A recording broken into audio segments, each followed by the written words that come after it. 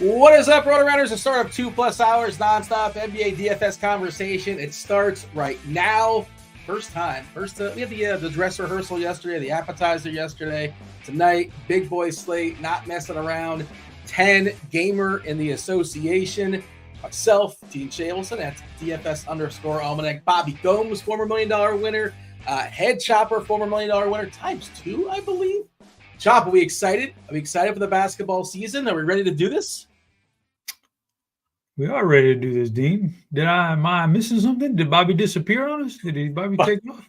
He hit the brakes. He might already? not be ready to do. He's not ready, apparently. I don't know what happened, but Unreal, I saw him dip out. Was he planning that the whole time? Like, I'm going to get him. They're not even going to get a replacement for me. This is my last day at RG. He's gone. I'm ready. I mean, basketball, Dean, it's an okay sport. It's a good DFS sport for a little bit. It wears you down, after a while. Anything. Baseball, NFL, I don't want to get too far ahead of ourselves because we do have a tiers today, but any sport, really, that first day, that first week, you're excited about it. There's, it's just how fast will it fall off? Oh, man, NBA, I've said it for years. I don't like the timing of the start of the season. I hate that they got to push us in, all the way before Halloween, man. Back when it was like, when there was that strike that one year and they didn't crank it up till like Christmas time, boy, that was perfect. 50 games. Yeah. Now we got you got all the football going on and they try to throw back. So it's a little tough, but the start of every new season is interesting and fun. If I used to say it's my favorite DFS sport. I think it still is. If I were to force the power rank. And like you said, it's always like, what's next? That's my favorite. There is a time with the last week or so of the season. This is the very first, yesterday, whatever. I guess it counted, but not really. 10 gamer. Lots of injuries, as always, with the NBA, notably Philadelphia, Embiid, PG-13, newly acquired. He's not playing basketball tonight. Several stuff up in the air. Most of the stuff is clear with 10 games. The sites, by the way, I don't want to be a negative Nancy. I'm excited about playing some DFS, but I hate the prices today. I feel like that they made prices way too high. Like the nonsense that we have to play guys we actually want is not fun. But hey, that's just, we're all playing with the same pool. That's how it goes. Bobby, you're back with us. What's up, Bobby? A slight little hiccup, but we thought you were just just kind of making a cameo appearance. But we're good to go, Bobby. Yeah, we're good to go. We'll see how this goes because immediately it shut off. So see how it goes. Yep, a lot of injuries, like Dean said. Was excited for NBA to be back, and then I looked at all basically in and outs and wasn't as excited because we have to get on and break it all down. But here we are, so ready to go. It's a 10 gamer. I always wish these were like 4 or 5 or 6, gonna kind of like ease in, but that's just how it goes. Start of the season, they have the big opening night with 2 games, and tomorrow's a short slate, and Friday is loaded up, but this is how it is. This is how it's going to go. Do you want to say what's up to those in chat? Kindly hit that like button. Do subscribe. Do turn on those notifications. An hour, 15 hour, 20 minutes or so. We have Kevin Roth going to be hosting. SquirrelPatrol and Neil Orfield is going to be coming in, taking you guys all the way up the lock as far as crunch time tonight. Chop, you have any thoughts as far as like big picture before? We're going to go game by game. We're going to do a little bit of tiers as well. The tiers were a lot of fun during baseball. If this is your first time, you didn't hang out with us with baseball, you'll figure it out pretty quickly how we work that. But we're going to see if it works tonight. We'll see how it goes. Going to have a little bit of fun. And if it doesn't, we'll figure something else out to have a good time on this show. But Chop, yeah, are you kind of sort of with me where, if we look at the ownership stuff, right? DK specific, most popular player, 10-game slate, as of right now, is Brandon Clark. Second most popular player is Quickly, who's actually got a pretty good price, especially when you're shopping around. It feels like all the superstars, their prices are like accurate, but everybody like in the low to mid tier is like 10 or 15% more expensive than they probably should be, which makes for a really tough. That's my assessment at least. But stuff still might fall, stuff still might change. But I don't love the idea of 40% Brandon Clark if that holds. There's a couple other cheap stuff like Richards for Charlotte, Williams, of course, out for Charlotte for who knows how long.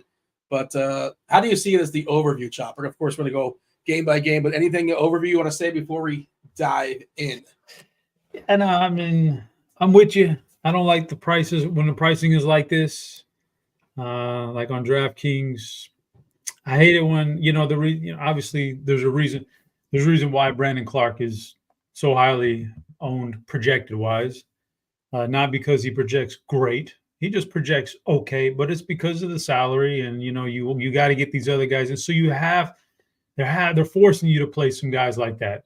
I don't want to have to play Sean Yabusele, man. You know what I mean? Like, I don't want to have to force that in my lineup. So it stinks like that. I wish it'd loosen up a little bit, but so I don't know what I'm going to do as far as attacking that kind of chalk, and we can talk about that when we do the tiers. But yeah, it's a little bit. It's a turn off to have that kind of pricing right off the bat. Yeah, I was diving into Yabusele as well before the show started, and I'm like, where's the rest of his stats? And I guess he's been playing in France or over in Europe like the last 5 years. So I remember he played for Boston. I'm looking at his stuff. I'm like, let me see what he did last year for Boston. I'm like, oh, he didn't. Yeah, so this is what we're looking. This is what I'm being forced to do, Chop. But we're all playing with the same pieces. Bobby, any thoughts? A big picture as far as a slate, or you want to just dive in? How you feeling? No, we could just dive in. Yeah, it's a lot of news. Stay up on top of the news. NBA is back. That's pretty much my go there. Don Yeezy's telling us. I'm sorry, I didn't mean to cut you off. Don Yeezy's telling us that Yabusele did play in the Olympics. Played fantastic in the Olympics. Just throwing it out there. Fantastic.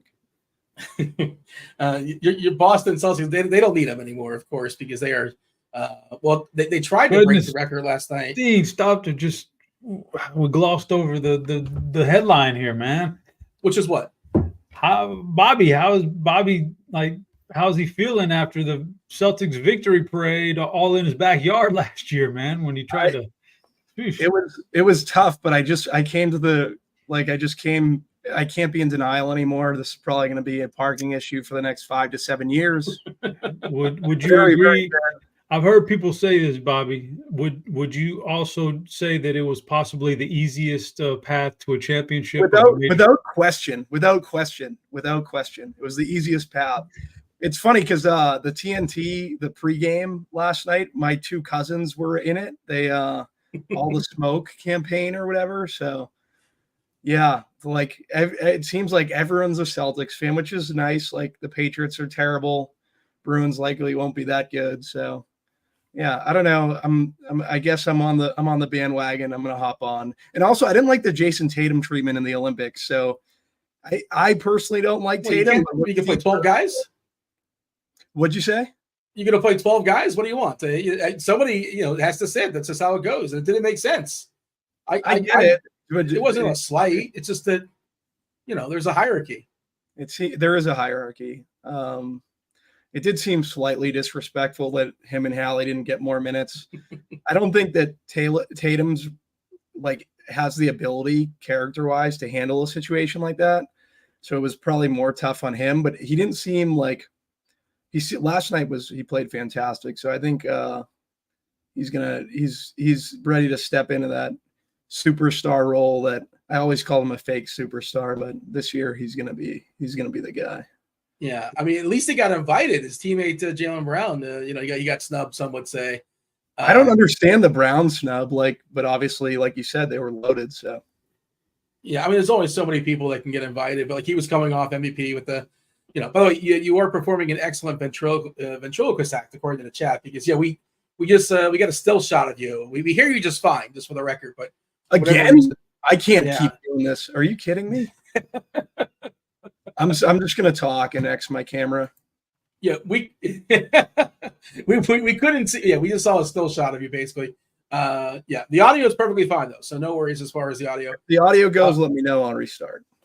All right, producer Steve having a bit of fun as well in the chat. All right, there's only one game at 7:00. Only one 7:00 game. As this stuff goes, I tend to like to punt it if I can. I don't know if I can because it's a pretty good game here, Chop. Indiana, the Pacers opening up at Detroit. Big boy total here, 235.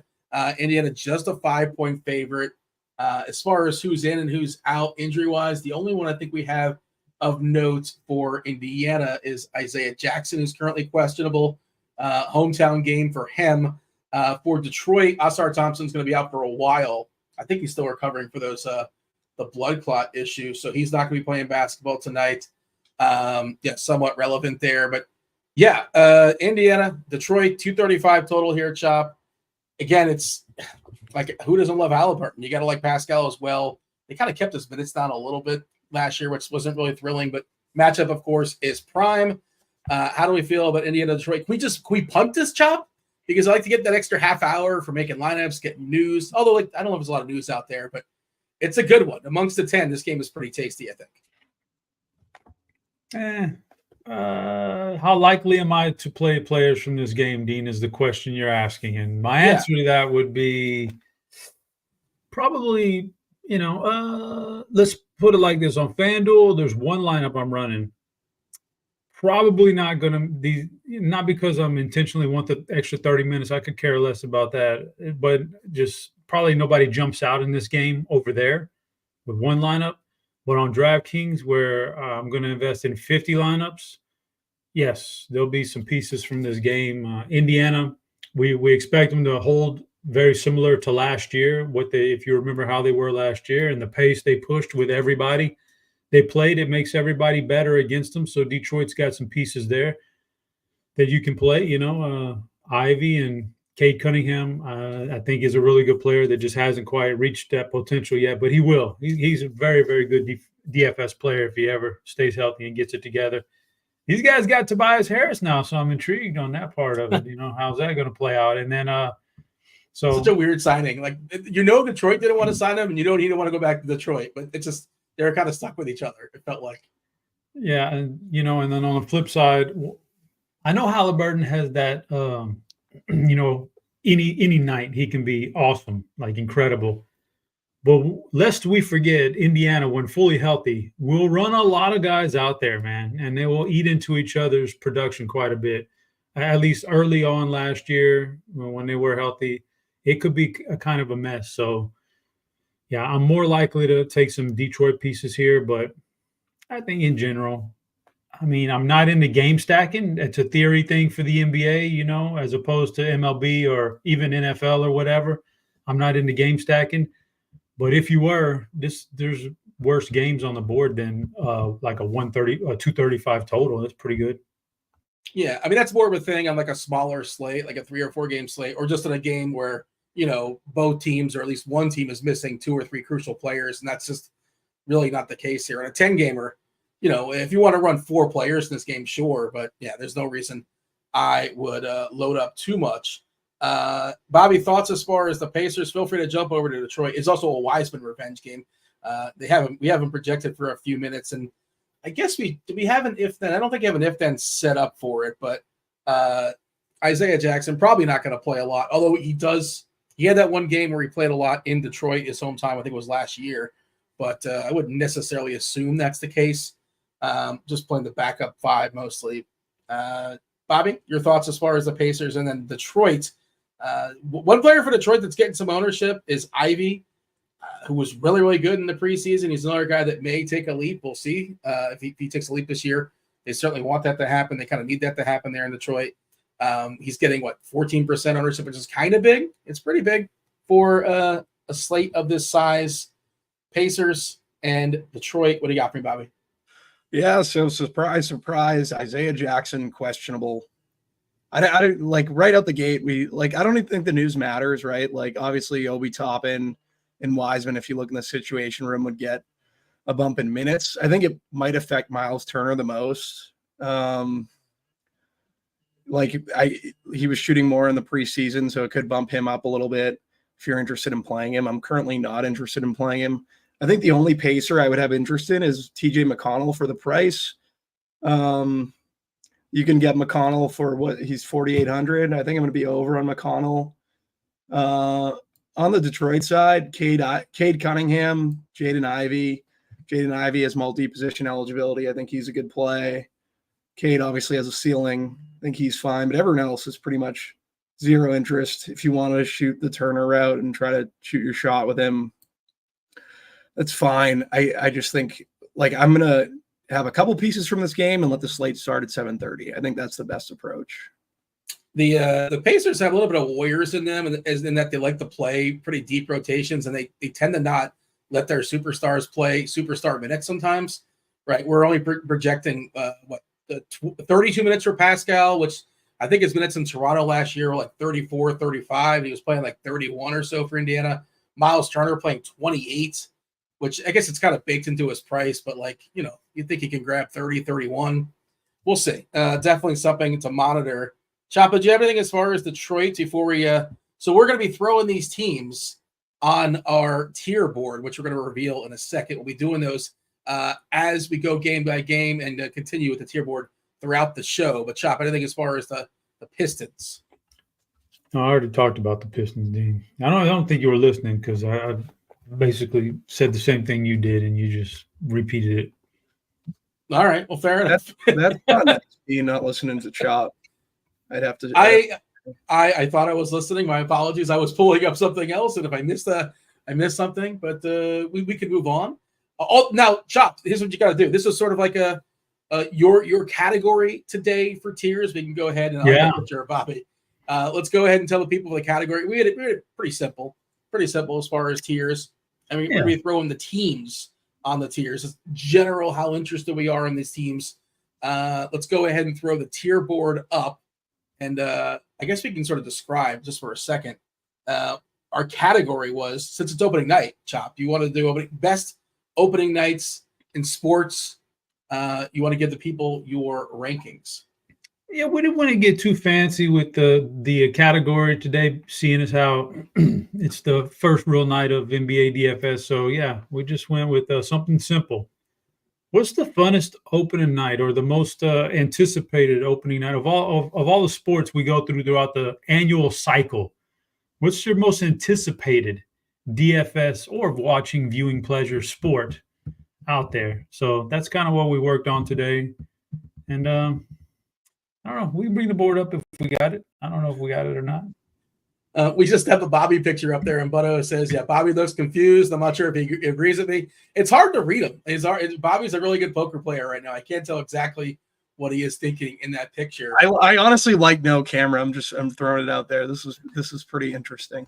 Should we all do it next show? Maybe we all do it next show. It'd probably be better for the viewers, We're not the handsomest bunch, I would say. Are you fishing, Bobby? Is that what's happening here? You want us to tell you that, All right, the board. Pretty super obvious, right? Chop, you went pretty chalky here. NFL, people love their NFL season. Baseball season. NBA, which is yesterday. I think NHL got besmirched a little bit. You did these rankings, and I was like, we need a fifth sport. And NASCAR, I guess, is there a season? I guess it happens after the Super Bowl starts. Daytona. I just threw out NFL as number one. Everybody loves the NFL. That for you're anticipating that for 7 months, man. You're ready for everybody's beating us over the head with best balls all summer, and there's it's what are we in here? October of 2024. There's already NFL mock drafts for 2027 going on right now. 27, is that right? Yeah, maybe I'm stretching a little bit. Well, you get the point though. So when that NFL finally kicks off, that's thebomb.com. So you got that.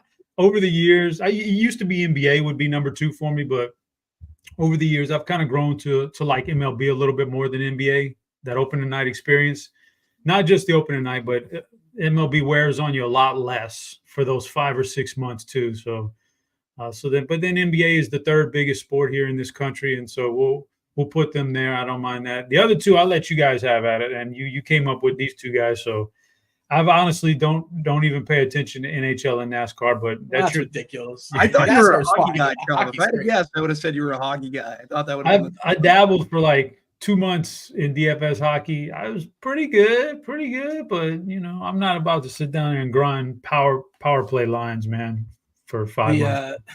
You don't have to grind. You know what it is. They change. They're fluid sometimes, but they usually let you know before the Dean game just wants to say he's a Panthers fan. That's what he's trying to get out here. Well, you just victory lapped Boston Celtics. You're not even a Boston fan, but yes, since you brought it up, defending champions, Florida Panthers. Chat's talking about the NCAA tournament. I think that's not even really a season, but yeah, college basketball is God.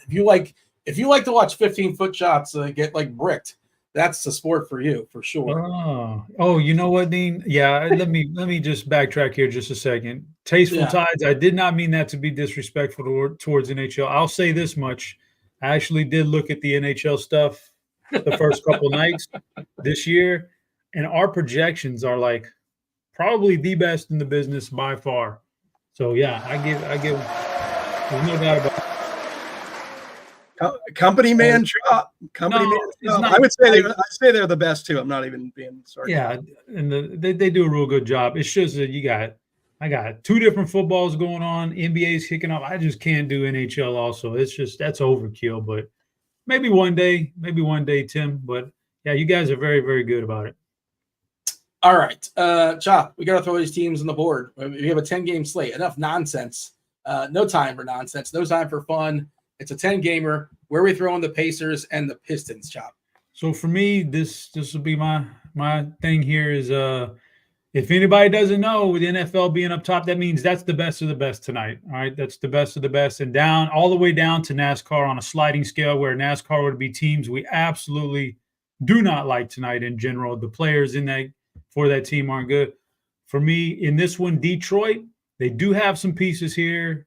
And, in about 2 weeks, everybody will be riding up versus Indiana. It's a pace-up game. I don't know if they're doing that tonight, but in 2 weeks, we'll have known that. So Detroit's not bad. I'm going to put them in the MLB category.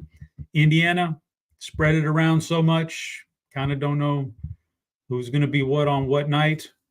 Because of that, I'm going to have to put them in the NHL. Yeah, Indiana was the second fastest team last year as far as pace. What about so Detroit and Indiana. Bobby, you have any issues here? I'd probably put Detroit in NBA, and Pacers are fine. Yeah, I'm not as enthused about Detroit. I will. I kind of break the tie. If you guys don't know, I will break the tie, and I will go ahead and agree for the first time this year against my better judgment with Bobby. All right, so let's put Detroit in NBA. The next game we're going to talk about, as far as 7:30 games, we're talking about there's four 7:30 games. So one game at 7, and then we're going to 4 7:30 games. The next one there is Brooklyn, Atlanta, 223 is the total. Atlanta is a 7-point favorite. Of course, Murray is gone from the Hawks. We don't know as far as their starting lineup. We're expecting it to be Young, Daniels Hunter, Jalen Johnson, who should take a big leap this year. Capella, there was a lot of noise in the offseason about Okongwu possibly taking him over, but he was dealing with a toe in preseason. He did get in the one game, the last game of the season, but we'll see. They'll chop up those 48 minutes almost definitely. Reese Shea may start, but probably not. And Brooklyn, we have Demolition Man, Dennis Schroeder, Cam Thomas, Cam Johnson. We're expecting Ben Simmons and Claxton to start, but who knows? Who knows as far as Simmons? We'll see. Claxton, another guy that was dealing with an injury, but he's fine. All right, by the way, Brooklyn, Sharp is not playing, and Wofford is not playing. There you go. If you weren't aware, those body parts are out. Bobby, Atlanta, Brooklyn. We know Trae Young, when there's no Murray, he should get loose for sure. And then I'm expecting Jalen Johnson to take a leap. But again, this is kind of the conversation we're having before. Like DK is already like baking in that leap as far as his price. 7-8? Like, what are we doing here, man? I want to play him, but that's kind of pricey. You tell me, where do we have the Hawks and the Nets? How much are they on your radar there, Bobby? Not a ton. Cameron Johnson probably be my favorite play. Like you said, I expect a big season from Jalen Johnson also, but it's kind of baked into the price. So not getting a ton of him. Really not getting a ton of Trae Young at all either, to be perfectly honest. Like, it's Cam Johnson. I'm getting some Ben Simmons. I don't love it. DeAndre Hunter at 5K just because we're starved for price. We're pretty much starved for any value at all. Maybe Dennis Schroeder kind of floats in, but that would be the three players that I actually have any interest in. I think you can make a case for Clint Capella, just because like we're going to have a ton of center and power forward value, so probably a way to switch up the build a little bit, get some Capella in there. But that's really it for me. I want to take a shot on Jalen Johnson. I just don't think tonight's the night. I'm trying to find our ownership on him. It's less than like 1%. Now that might be a little low. It might be like 2 or 3, but it's going to be really, really low because again, that price is it's ambitious, but I think he's going to be awesome. We'll see. I just don't know if I'm going to get there. I don't know if I'll make enough lineups to get there. Yes, the Dennis Schroeder revenge game being mentioned in chat. Simmons is kind of interesting. He's the second most popular player in this game right now, according to our ownership stuff. Cam Johnson is the most popular at 17% because he's in the mid tier. And there's not a lot of great plays around 5-ish, 5K or so. Chop, jump in here and knock out both sides. Brooklyn, Atlanta. Yeah, so for Atlanta, if you're like me, you're just now finding out for the first time DeJounte Murray is gone. I didn't realize that was the case, but good luck to him wherever he is. Hopefully he's on this slate later on, and I get to see. You're going to hear about him later. You're going to hear about him where he's actually playing at. Yeah, Atlanta's not. So they've got some good projections on this team, volume-wise, just raw points. But problem is they're coming with price tags that aren't really good for this slate. So that none of that really looks particularly sexy on this slate. But to each his own if you want to go that route. And by the way, Risacher. I had no idea how to say his name, so I didn't even. Yeah, I'm having problems with it, but I'm familiar with his game. Coming into the draft because the Rockets had scouted him pretty heavily, and I was wondering about. Yeah, he's going to be a huge bust. This guy stinks, man. Don't worry about him. All right. He was a number one pick, but this is like the worst year to have the number one pick, based my understanding. He's not. That's not some place I want to go right there. But Brooklyn is interesting, Dean. They're very interesting because we've seen this before. This is a free for all. Like they want to lose games, and when that happens, you get bad players who just get tossed out there for a ton of minutes and a ton of bad shots. The shots go in, they grab rebounds, they get still. You get fantasy production from these bad situations, and that's what Brooklyn wants is a bad situation this year. So I'm intrigued by, and they're very affordable on this slate. This is what you need is this kind of savings. Ben Simmons, like we know what he brings to, we know the possibility. Like at 5,900, if he is legitimately healthy, he's a triple double. He's a triple double if he's healthy, and they're going to get. And if they want to throw him out there for 35 minutes, Schroeder. That's not happening. He's not playing 35 minutes. Okay, he's on a bit of a. But at 5,900, he can get away. He can go for the 10, 10, 11 triple double. He can do that. Dennis Schroeder has never met a shot he didn't like, so he's going to chunk it up all night. Like he's got. Like there's some pieces in this game for Brooklyn that I find very interesting, even though they're a really bad team. I think we're going to be saying that all year long. So I'm intrigued. I don't know if it's too early to start tanking, but obviously this year coming up is supposed to be an amazing draft class up top. Awesome, Dean. It's awesome. Yeah. You want that number. That number one pick could be I'm going to say that Wemby, there's no comparison to Wemby ever. Wemby's going to win a title just based on himself, man. But this guy who's going to get taken number one this year, like if there was no Wemby, this guy would be thought of as the best prospect in 20 years since LeBron James. Since LeBron, yeah. All right, we're actually projecting 24 minutes for Simmons for what it's worth. Do we think Simmons could play some 5 here if Claxton's hammy's not a full go? I think it's possible. It's weird. Like, he could play the 1, he could play the 4, he could play the 5. I think it's possible, but I also don't think he plays more than like 27 minutes. My guess, but you don't need him to play 27 minutes. Like he can get close to, a triple double. Also, like the floor is really low. He might take one shot, so there's some volatility there. But yeah, I think he's in play. And ownership reflects it as well. Bobby, tell us, where are we putting Brooklyn and Atlanta on the tiers board? Can we pull the tiers board back up so I can see what I get to look at here? So Brooklyn, I'll throw an NBA.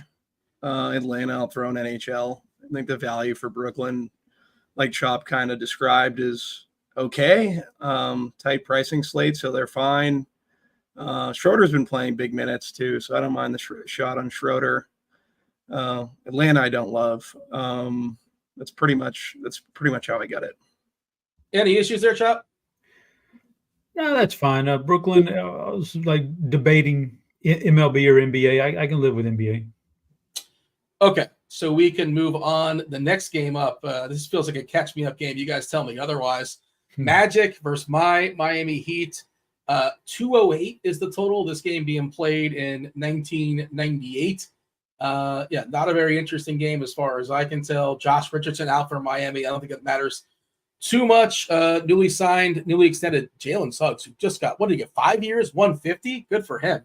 I think there's one more leap coming from Banchero, still young, and I think he's going to be fabulous. The Orlando team on the whole, pretty good. My Heat team keeps getting worse by staying exactly the same, and Butler keeps getting older. They say Bam Adebayo is going to shoot some threes this year. That's what they're telling us. Miami as a whole probably going to fire some more threes off. But, Chop, I don't like this game. Just like, two of the slowest teams, two more defensive-oriented teams. I don't have a lot to like. 10-gamer, if it goes double overtime, my lineups are dead. I don't think I'm playing anybody here. You tell me otherwise.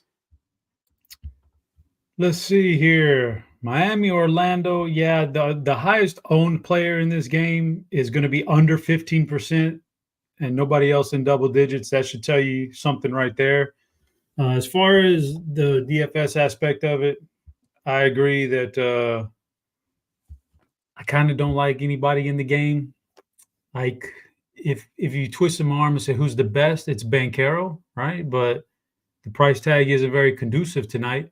I'm certainly not touching the Miami side of it with those price tags and knowing who they are and the defensive nature of this game in general. If again, you got to kind of think back to last year. If there's been no coaching changes or anything like that, our guy's going to play very similar. And Orlando was a defensive-minded team last year. The only thing I'll say about this game, Dean, you can fade this thing in DFS, and now you can do a lot of player props, right? Like you can do. So if you feel like if you don't want to miss out on something, the ones that were jumping out to me was the Bam 3-pointers, like you said. That's just a narrative thing. They're saying he's going to hit more, so put you in a Bam to hit a 3-pointer tonight. And I was looking at the projections earlier, and we have Banchero for 3-point shots made. I think the prop was 1.5, and we have him going over that pretty significantly, like relative to the number right there, So maybe Banchero 3-point shots. Otherwise, this game's a fade for me. Bobby? Yeah, for sure. A catch me up game. Don't mind Jalen Suggs, the new money man, 5,100. I think that's a pretty good price for him. Jonathan Isaac at 4,100. I think that's pretty good value. You can always take a shot on Banchero, and the only Miami Heat player that I have any interest in is Tyler Herro at 7K. All right. Let's see. What are we trying again, Steve? What did I miss? Steve, let me know what's going on. I see in our private chat. My apologies, but I was not looking at the screen for a second. I was pulling something else up. But all right. Can we throw? Well, let's see. You got to throw the names here on the board here, Chop. You got to tell the people. It sort of sounds like where we're going with Miami and the Magic. Where are they going on the board? Yeah, I hate to say nobody. Like I hate to count people out, but I'm just gonna put them both down there in the very bottom NASCAR. Like they just don't really. There's not something I want to strive for tonight. Is jamming guys from this game in my lineup. That's the way I'm seeing it as well. But Bobby, you got to jump in. You got to confirm or deny. Do we agree that in the gutter, hanging out with I don't know, Waltrip? Is he still race? I was trying to think of a NASCAR person. Cale Yarborough. Yeah. Ricky Bobby? Ricky Bobby's in NASCAR. We'll go we'll go NASCAR. I don't really want to play much of this game. Like you said, stuck in 2008. Although the Magic will be a fun watch, I think, all season. They're going to be a tough out. Like, they're going to be I think they're going to be a very tough out. I'm with you. They're definitely taking a step forward. Yeah. All right. First half of the ESPN doubleheader. ESPN certainly thrilled that they have Milwaukee taking on Philadelphia, despite the fact Philadelphia without Paul George and Joel Embiid. Middleton also out for who knows how long. Did they say indefinitely?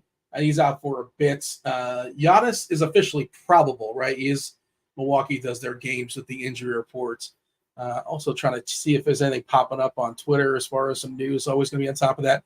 So Isaiah Jackson was ruled out for Indiana. That's kind of, sort of, somewhat. I don't know how noteworthy that is, but maybe we can circle back and see if anything pops up in projections. Maybe Turner gets an extra minute or two. Obi Toppin might get an extra minute or so, but yeah, because we had, I think, about 10 minutes or so for Jackson. Okay, just noteworthy. Wiseman, I think, would see slight. I don't think it matters. Yeah, I don't think it matters a lot. Yeah, it may be a minute or two here and there, but Toppin's a guy that, like, if he can get 20 or so minutes, he could be interesting, maybe. But yeah, like, I'm kind of with you, Bobby. It's not that big a deal. So in theory, Bobby, you would think Philadelphia, they're without Paul George, they're without Embiid, so that there should be a ton of value here. But that news broke yesterday before the prices were set. They bumped everybody up. Oubre 6'4", I think he's mid-6s on FanDuel as well. Drummond is $7K, which if he plays like 35 minutes or so, in theory, that's probably still too cheap, but it's also a terrible matchup for him. We know how good Milwaukee is on the inside. And we also know that Giannis is going to be coming right for Drummond, and maybe two quick ones are on layaway as well. Really hard to predict the foul trouble. Maxey should have all the usage, all the shots in the world. We're projecting Maxey, Eric Gordon, Oubre, Caleb Martin, and Andre Drummond starting for Philly. Yeah, Bobby, Maxey's great. He's just really, really expensive. He's got to kind of score 30 points in the bucket. He certainly can. He could score 40. That wouldn't be like incredibly shocking.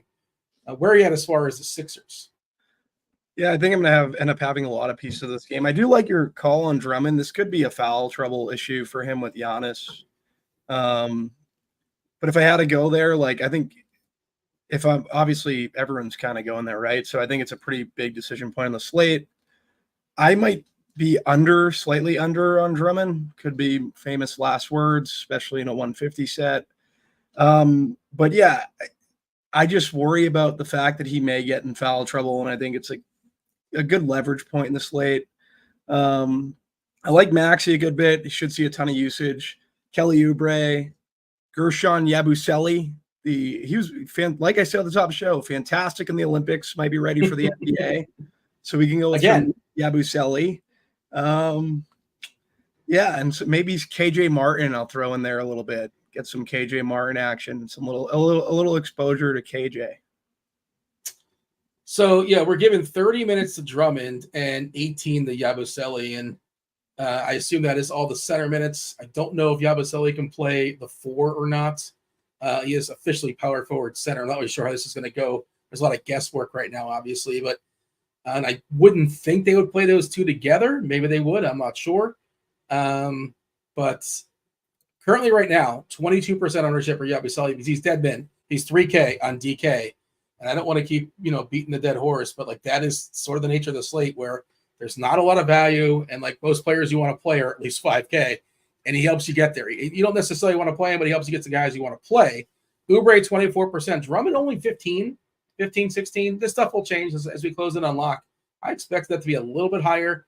Again, a little bit cautious about the matchup. And Maxey, again, 10%. He's just really expensive, but he is going to be firing away and just getting a boatload of minutes. Chop, talk about Philly and also Milwaukee. Giannis can certainly drop an 80 burger. He kind of has to put up at least 70, I think, for you to feel really good about rostering him because salary is tough. But give me both sides here, Chop. So what are we doing here, Dean? This is the first night of the season. How are we on injury management right now with Embiid? I mean, come on, man. Sack up and play the game, Embiid. You're getting paid like hundreds of millions of dollars. Get out there and play the damn game. Well, I don't know if you've heard. He stopped playing the first 3 games of the season. Fine. You don't want to play back-to-back. He looked terrible in the Olympics. No back-to-backs, they basically said. Like, you don't want to play back-to-back in his life. Okay, I get it. Your body's breaking down. But come on, first night of the season. Get out there and play. But it's opened up some value for us. I guess that's all we really care about here. So, yeah, I mean, as far as like 9K and above guys, Tyrese Maxey, I think, is pretty good play. Awesome. He's going to get all that usage. He's going to get all, there's no Paul George being out, Tobias Harris being gone, all that good stuff. And there's not much there for him to contest him with any. There's not much there to take away his shots, Dean, which leads to a prop. Did you know, Dean, if he's going to be shooting the ball, expect the assists to go down. So Under. Yeah, maybe we go under on the assist. Yes, correct. I don't know what it is now. That was what it was earlier today. But yeah, Maxi's good. Drummond is always just an absolute threat to smash an entire slate because of his rebounding skills. On a normal slate, I would not want to play these under 4K guys for Philly, but on this particular slate, you may have to. So it is what it is for Milwaukee. Middleton's out, so that's going to open up a few things. We kind of got a read on them from last year, what Doc Rivers brought in. He was brought a little bit more, a little bit more defense than what they had prior to his arrival. So, that'll do that. And Lillard and Giannis, another year of kind of getting to know each other and playing together. I expect something good out of Portis tonight with Middleton out. And by the way, Dean, we're going to have to see how he copes this year, how he reacts. Thanasis is no longer there. So we don't know how that's going to play out. But, Pat Beverly's gone too. So he's playing over in Europe or in Asia somewhere. Yeah. He's doing his thing. But I don't know, 11K for Giannis in a game where the other team doesn't have their two best players, or at least theoretically two of your best players. I know Maxi's probably the second best on that team now, but it could be a blowout. He's already questionable anyway. I don't know. It's a lot to pay on this particular slate for Giannis, but again, to each his own. Portis is probably my favorite piece in the game, though, or on the Milwaukee side. On Milwaukee side. We got a proof of life for Bobby. He popped in. I saw him for a second, and then he disappeared. I know he's trying to get his. He just don't want to be on camera now. He's just nursing. He's shy. It's all right. Yeah. Honestly, like I said, I think it's not that bad. The people want to see Bobby. They want to confirm that it's not AI and it's actually Bobby talking to us in a real organic conversation. Did you give your thoughts as far as Milwaukee, and also we want to throw these teams on the board, Bobby? We're going to put them as far as tiers: Milwaukee and Philly. Milwaukee will go NBA. Giannis is probably my favorite. I have no interest in Lillard. It's either one or the other for me. And tonight it's Giannis, and most nights it's going to be Giannis. And then Philly would be NFL. Philly's a good team to have and a lot of exposure to tonight, especially with Embiid being removed from this game and for the foreseeable future whenever he comes back or decides to come back. I mean, look, the most important thing is having him in the season, right? So, and it's been tricky. He's been breaking down in the playoffs every single time. Basically, we've seen especially his MVP season last year as well. He stunk kind of by his standards, the Olympics. Do we agree? Do we disagree? I don't see it pulled up. I assume that Steve's going to pull it up here in a second. But as far as the tiers, Chop, I believe we had Philly all the way up top in NFL, and Milwaukee, I think, was an NBA, if I remember correctly. Yeah, on this particular slate, I think those are really good rankings. Okay. Last of the 7:30 games, the Cavs. The Cavs take on Toronto. 225.5 is the total.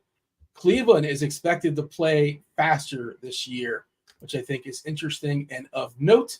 As far as injuries in this game, Toronto, speaking of teams that are going to be tanking all year long, it's going to be a tank fest. I don't know if you tank right out the gate, but they kind of admitted it at their press conference so much.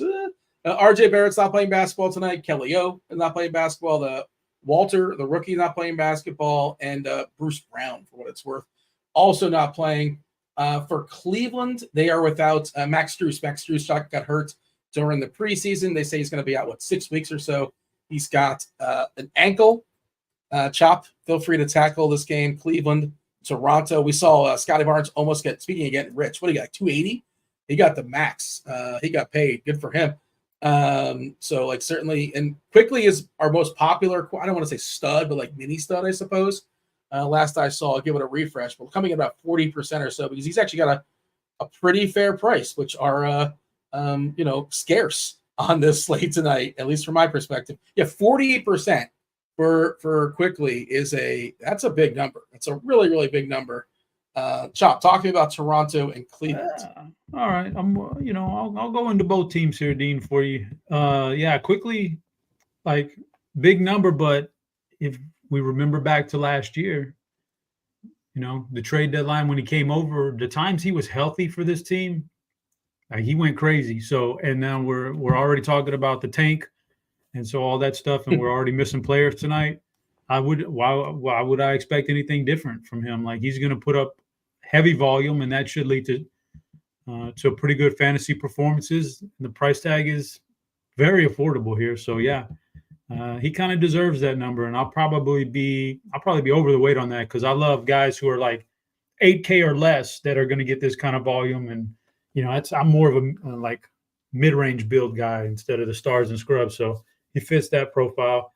The other guys are good too. Scotty Barnes can fill it up the entire stat sheet, and Pirtle's going to be good. There's a lot to like about the Toronto side. And for Cleveland, so, I don't want to compare them to Indiana, but last year when you started the season, if you had known that Indiana was going to be that, kind of pace on offense early on, you probably could have made some good coin. But once they catch on, it's over with, right? And then once everybody catches on, you can't do it no more. Cleveland, there's a chance.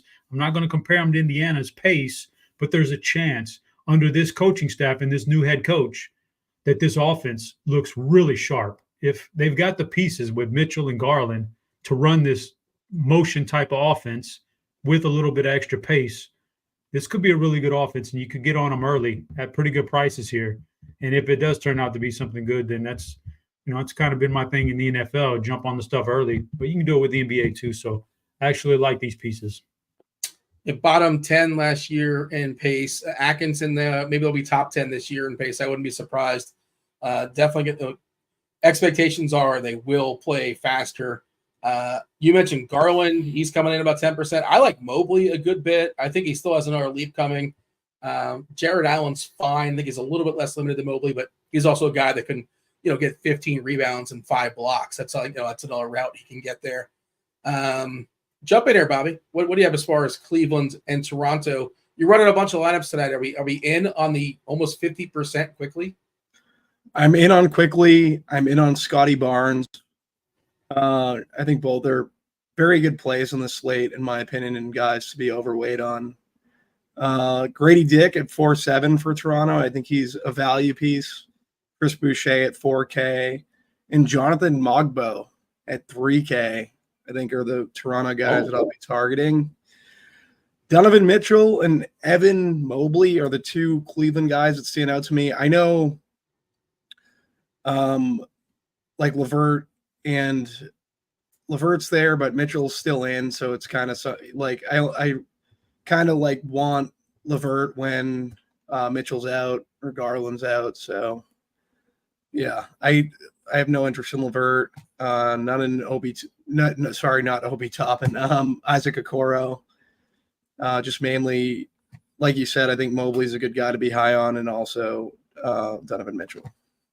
Chop, were you as surprised as I was to hear Mogbo? I did not expect that one to get dropped on us. I know he's 3K. He's still in. We are projecting some minutes for him. Chop, is he in your pool? He's not somebody I consider, but no. I'm also not running a ton of lineups. No way. Okay. Yeah. Let's see. What are we projecting for him? 14 minutes for what it's worth. I mean, what are we doing here, guys? Come on. That's not. I know we need to save salary, but we've already saved some salary. And we'll have more later. We don't need to, if a guy's not even going to get on the court for 15 minutes, I'm not a big fan of playing him in DFS on a 10-game slate. You got anything else on that? You do some scouting reports? Are you hitting the YouTube? What can you tell us about this guy here, Bobby? I hit the optimizer deep. That's what I hit. He's popping up. Okay, fair enough. I should have bumped his. I should have made a minutes cap. Yeah. I mean, when I run that stuff, and you have more experience with it than I do, but I tend to they have to be projected for at least 12 points. It's I usually mainly put a number in there. I don't want to get anybody. It's projected as a median projection for 8 points. First day back, Dean. First day back. I'm not calling you out. I thought you might actually been onto something. I just thought that. I didn't I usually cap my minutes. I didn't cap my minutes. Okay. Let's go ahead and throw these teams on the board. Cleveland and Toronto. Chop, the honor is yours. Philly separate themselves as of right now. All right, Dean, you guys can definitely disagree here, and you can put it where you want it. But based on quickly and how much quickly I will have in my lineups tonight, and then you also throw in Scotty Barnes, who's a very, DFS-friendly player, and even a little bit of salary savings across that line. I'm going to put Toronto up in the NFL. This is not Major League Baseball, right, where we're stacking and we want to be against a bad pitcher and we want to have a good offense. It doesn't have to be like that in the NBA. It's all about the minutes and shoving them out there on the court and the raw volume. So I'm putting them up there. Cleveland, I actually think I want to be on board one of these coaching changes before the general public catches on, and that might be Cleveland. So I'm putting them in MLB tonight. All right. Were you sold, Bobby? Did you agree with Toronto being all the way up top and Cleveland in the second tier and MLB? A lot of agreement. I like Toronto in NFL and Cleveland in MLB. I think works. Chop, question for you. Banchero, Zion's questionable, so it's kind of tricky, and he's also dealing with an illness, so you never really know how that goes. If he plays, maybe he's limited.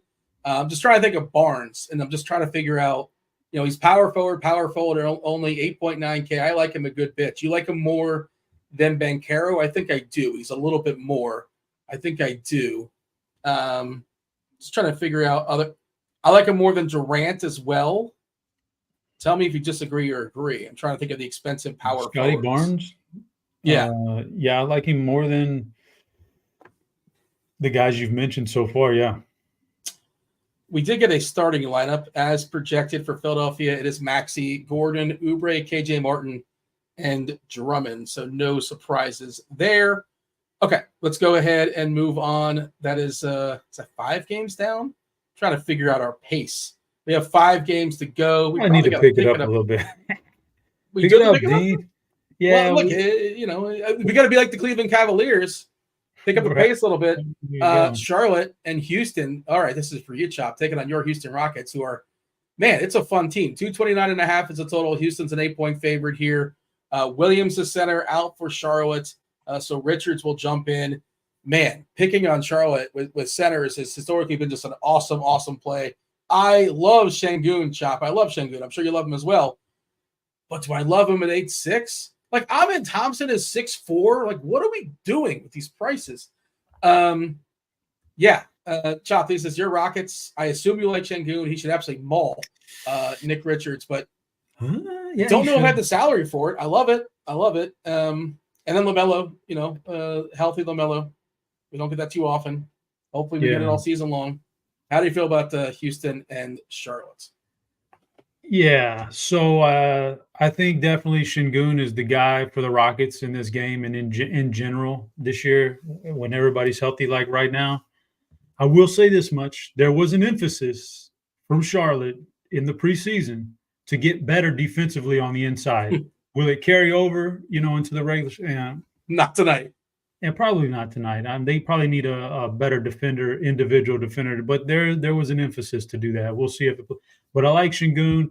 Here's the problem with the Rockets is that it could be a Şengün or a Jalen Green. And even worse, Dean, I actually think we talked about, I wonder if Tasteful Tides is still around, but we talked about hockey earlier.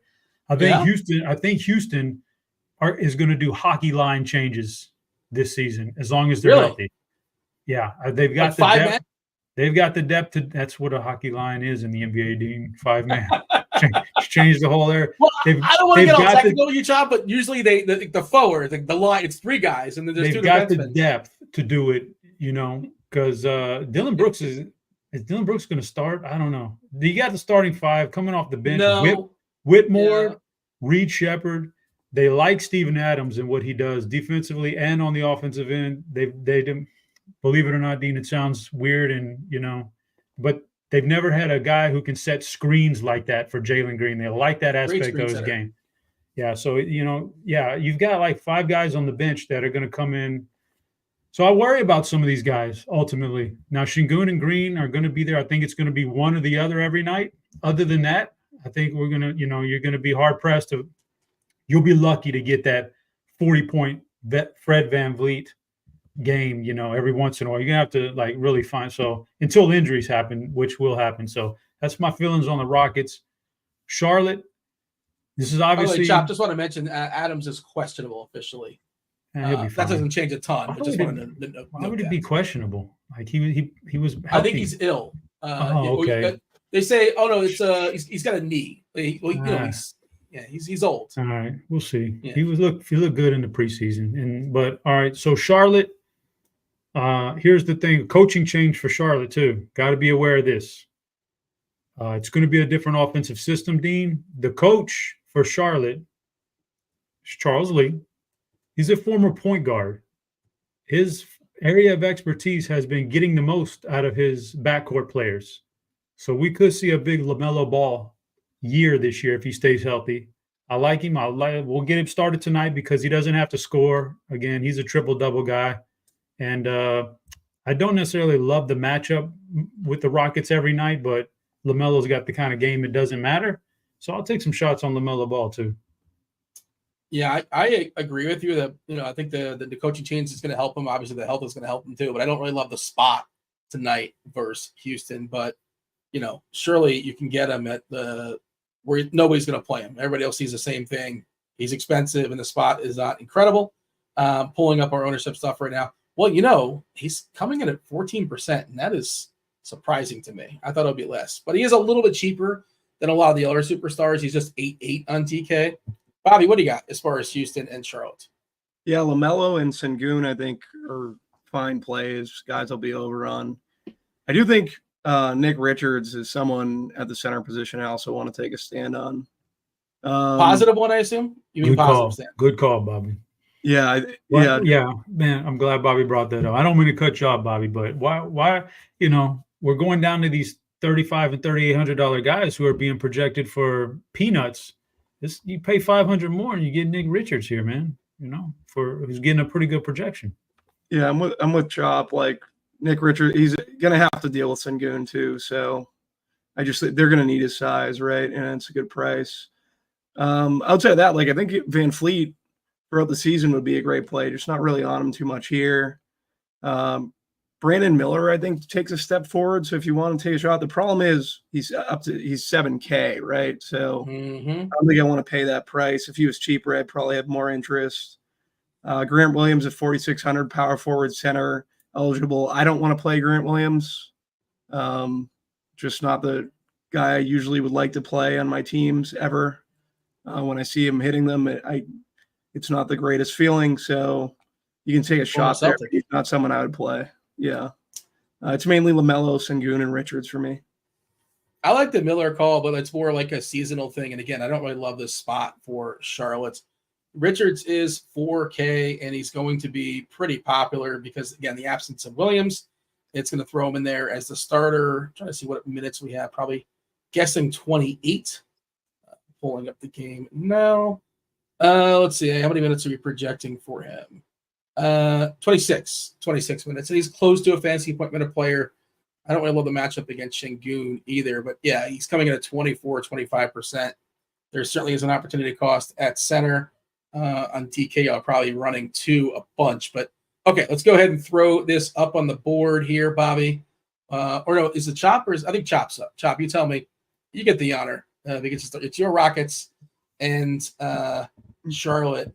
So Richards or Edey, and a question in chat from Max Profits. Edey's I think the better play, but he's distinctly more expensive. Although we'll talk about Edey coming up. We got Edey coming up. We'll talk about yeah. Where do we have Charlotte and Houston on the board, Chop? Yeah. So with everything I've said, as much as I like the Rockets in real life, I think it's going to be kind of a mess in fantasy. Outside of a guy or two every night, or probably just one guy every night. So I'm going to put them in that middle range there, the NBA range. And for Charlotte, yeah, in general, not a great defensive matchup for them. Got some good pieces, but I'm going to put them. I'm going to put them in the NHL. I don't know how much I'm going to get to those guys tonight. Bobby, any issues? I'm going to go NBA with Charlotte just because Nick Richards and LaMelo Ball, I think, are good pieces to kind of get to and good value in terms of Richards. Not LaMelo Ball's price isn't great. And the Rockets, I would put in NHL. Charlotte, I would go NBA. All right, Bobby. You like to score points. I was framing it. You knew I'm not going to agree with you with Charlotte getting bumped up to NBA. I'm going to agree with Chop. Just I wasn't. I was trying to fix my my computer that will not respond to me. No worries. We got 20 minutes or so until I saw Neil hanging out in chat. Neil's coming on in about 20 minutes with Roth and Squirrel. Okay. By the way, I did kind of goof before. I said our projected lineup was correct for Philly. We didn't have KJ Martin projected to start, so maybe that changes a little because he's pretty cheap. I said KJ Martin, Dean, at the beginning of the show. KJ Martin. Well, now the projection's going to change on him. He's going to be a little bit more popular because he's a little less sneaky because he is starting. So that's of note. I'm curious if our projections on that have changed. One thing I will say about KJ Martin is he gets a lot of rebounds, and not that I think his ceiling with Drummond could be capped. Like if Drummond gets in a foul trouble, and I don't know, it could be KJ Martin that ends up getting the rebounds, but if he doesn't, Drummond's probably going to obviously have a great night. But I would kind of be wary of them two together on the same team. 3-8 on DK, and we're projecting 26 minutes, so about 21 fantasy points. That could be very useful as a median projection, and I bet you he's going to possibly hit some optimals. I'll run some new optimals and see if he's coming in. I'm not sure if that's good chalk. I'm just saying I think that's going to be usable if that is what our number is. Okay, 4 more games. We got to go. Bulls, Pels, 226.5 is the total. Bulls are 6-point dogs here. New Orleans, we don't know about Zion. He's currently questionable. That obviously matters a ton. Chop, guess where DeJounte Murray plays? He's on New Orleans. He's a Pelican. They're title favorites now. Well, they lost Jonas Valanciunas. They don't have a center. And Zion, who knows? Ingram, I believe, is in a contract year as well. I don't think they're title contenders. But at least interesting. At least an interesting team, I suppose. Trey Murphy's going to be out for a bit with he's got a hamstring, I want to say. And in the Zion thing, we don't know. He's questionable. He's got an illness. Chicago, I believe, is a full go. Certainly a minutes limit on Alonzo Ball. But the addition of Josh Giddey, kind of a cluttered team, Giddey and White and DeSumo. I'm curious to see how they run their stuff. Vuk, is he going to be playing against? I love Herb's defense, but certainly Herb is undersized against them. And again, the absence of Valanciunas makes Vuk an interesting play. Although he plays a lot on the outside too. And Zion kind of said he didn't want to play center. Basically, that's my understanding. So Herb is going to be the center for the time being for New Orleans. They don't really have much else. Daniel Tice, I suppose, off the bench. But this is where we're at. Bobby, talk to me about the Bulls and the Pels. Yeah, DeJounte Murray, I think, plays. I like Murray on the slate. He's someone I want to get over on. In terms of Zion, do we think Tice jumps into the starting lineup with his price tag if Zion sits? I don't think so. Who would you say? Again, I think Herb's their starting center. And Tice can't play anything but the 5. So I don't think so. We do have an if-then. I'll pull it up in a second. Ingram will be projected for 30 more minutes. McCollum, 33. Murray, 34. Herb, 33. Tice, 22. So he will be like the backup 5. Alvarado play 19. There's some hedging here. Yeah, Javonte Green, 17. Hawkins, 20. It's interesting because Ingram and McCollum would look really good. And Murray would look pretty good as well, but he's pretty expensive. And is he officially in? I think he had a personal issue, but I believe it's expected he's going to play. I have the NBA injury report here. I think he's off the injury report. Oh no, he's officially questionable. Well, maybe I was reading the beat. So I was looking at something on Twitter, and the expectations are he's likely to go. But Claxton will have a minutes limit, according to Coach Fernandez, by the way. So that's of note. You have 12 seconds to get the unders in on Claxton, and who knows how real that stuff is? But he was dealing with some stuff in the preseason. Maybe it helps out Simmons a little bit. Maybe Ben Simmons gets a little bit of a boost there with Claxton having his minutes potentially suppressed. Okay. Chop, what do you got? Let's assume Murray and Zion are good to go. Yeah, as much as I'd love to take this, Dean, I think it's Bobby's turn to go first. Yeah. Okay. Yeah, for me, if they're both good to go, I don't really have much interest. If Zion's out, Ingram, McCollum, and Murray all kind of pop. McCollum and Ingram, I think, are solid plays anyways. But with everything up in the air, like if Zion and Murray all play, I'll probably just take the field with pretty much everyone. Chop, what do you got? Yeah, we need to get Bobby's already a little shy. He's not even on camera. We need to get him out of his shell, let him go first a couple of times and break the ice. I mean, I kind of, I agree. There's not a lot to love here, but if Zion plays, I would not mind Zion. The rest of that is a little bit weird on that team. I don't know how that's going to play out. And, Vooch is a GPP guy. Other than that, it's not an appealing Chicago team. So they played at the fastest pace in preseason. So I think they're going to be really interesting to pick on. And I think they could be potentially, if you want to bet on Levine bouncing back, seems like a really big year for him career-wise. There's thoughts of him getting traded. I'm not sure if you can trade him or not as far as his contract.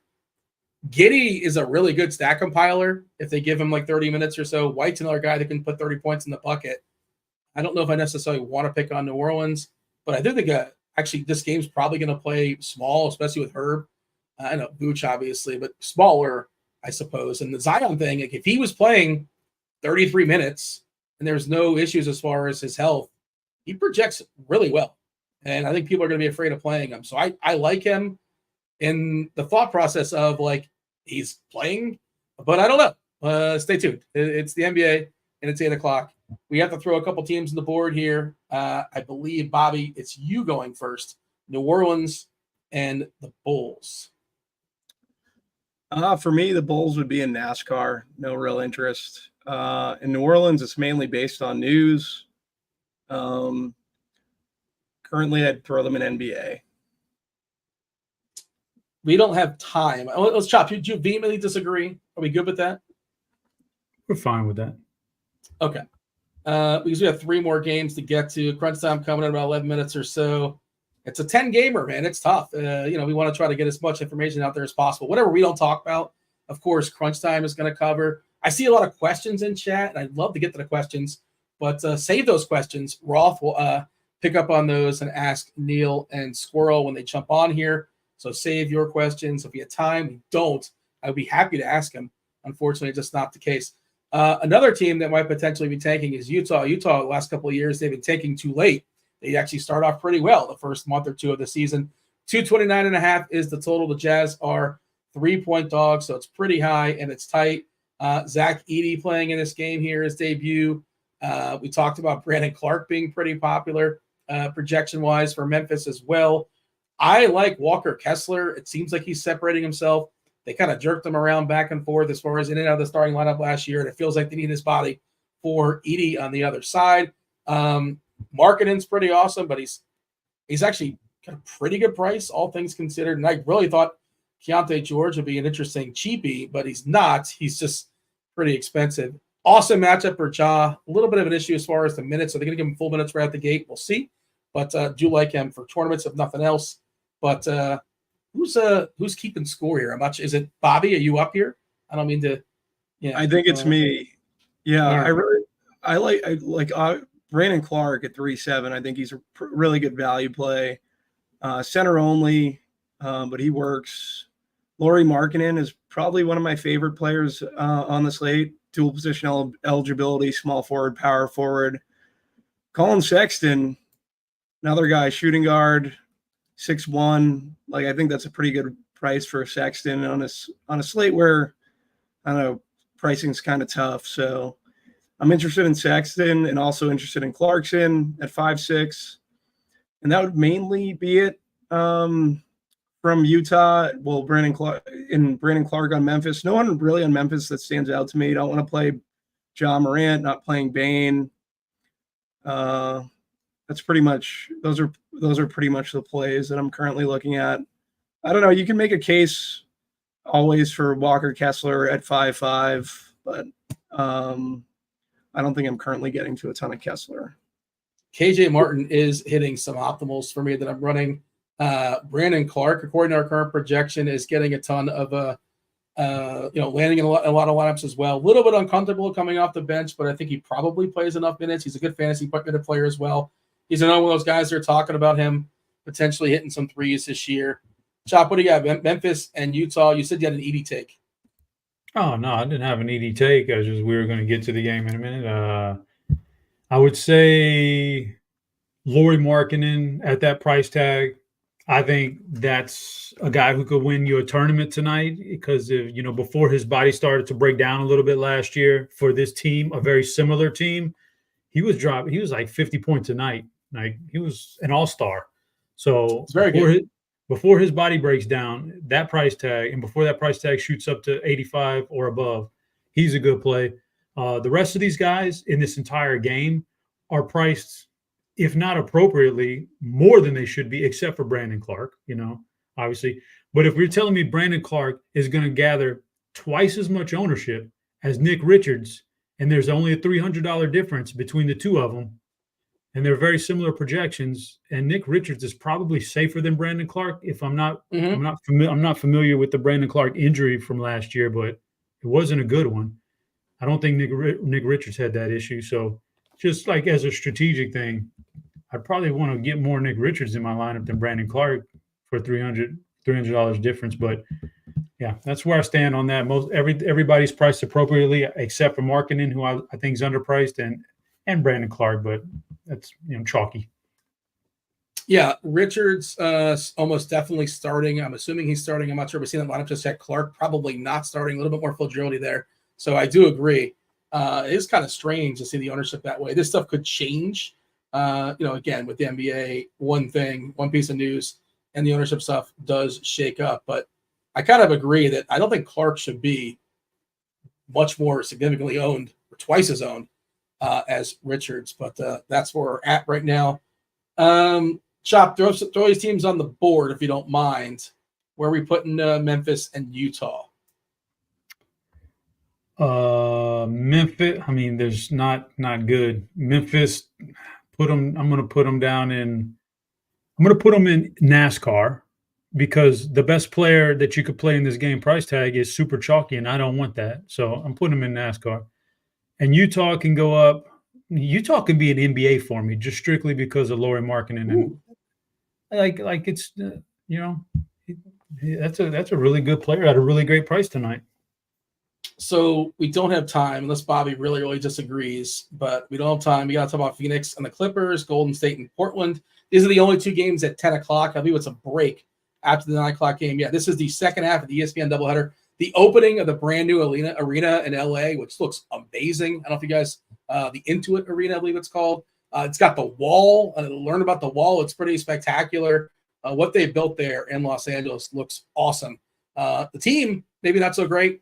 Kawhi is out for whoever knows how long, not playing basketball tonight. But Jim Harden, should get all the shots he can get. I'm not sure if he's good as he once was, but just it's the world is his, and that arena is going to be spectacular. Bobby, we have to be quick. So you're going to take a Phoenix and LA. Chop, you're going to take Golden State and Portland, which is really a tricky game. And maybe crunch time we'll talk about that more than we will. But Phoenix, LA. Bobby, what do you got? Yeah, for me, Kevin Porter at 4,800, I think, is at a really good price tag. I'll be definitely over the field on him. Harden with the usage, is he the same player? That's kind of the question. If people are going to take a hard stand on him, I'll probably be under. On the Phoenix side, it's really only Nurkic that I have interest in at 6,500. Everyone else, Bradley Beal, Kevin Durant, Booker, no real interest on the slate based on price tags. Zion just ruled out. So there it is. If you listen real closely, you can hear the slate flipping on its head. I guess not feeling well enough. do we have news about Murray? I thought Murray was going to be in. It was a personal issue, but you'd think they would give us the update on Murray. Roth was not happy about this apparently in chat. I guess Ross probably already made a lineup. Roth likes to play some NBA DFS. Yeah, that's going to shuffle some things up. In crunch time, of course, we'll talk about it. But certainly Ingram's going to get a boost. Murray's going to get a boost. Boost all around. And maybe Daniel Tice all of a sudden becomes interesting. I don't know how much he is. Is he like 3K? Because they're going to need some size. They're going to need some girth. He's 4K. Of course he's 4K. God forbid he's 3K. But okay. Yeah, Daniel Tice might be a thing. Bobby, where are we throwing those teams on the board? Let's knock these two teams out. We'll give the last game the chop, but where do you want to put Phoenix and the Clippers on the board? Yeah, Phoenix and NASCAR. I'll throw the Clips in NBA. Okay. Phoenix in NASCAR, Clippers in NBA. Let's not a lot of teams we like. It's interesting. We're a lot of stuff, a lot of games we don't necessarily love, but that's good. And instead of just putting everybody I think we bumped New Orleans now, correct? Yes, that's a good call. Yeah, New Orleans probably jumps to NFL, I would imagine. Go the other way, Steve. Do you agree with that, Chop? New Orleans all of a sudden is going to be the team, I think. Yeah, a little bit of value now, sure. Okay, last game, Chopper. Golden State, Portland. Golden State is tricky because they have 11, 12 guys that can play on any given night, but there's probably not going to be 11, 12 guys. The rotations are odd. You know how Steve Kerr likes to manipulate his lineups as well. You know Curry's going to be in there. You know Green's going to be in there, but probably we have Pods, Kuminga, and TJD. Theoretically, he's an interesting play, but they just paid.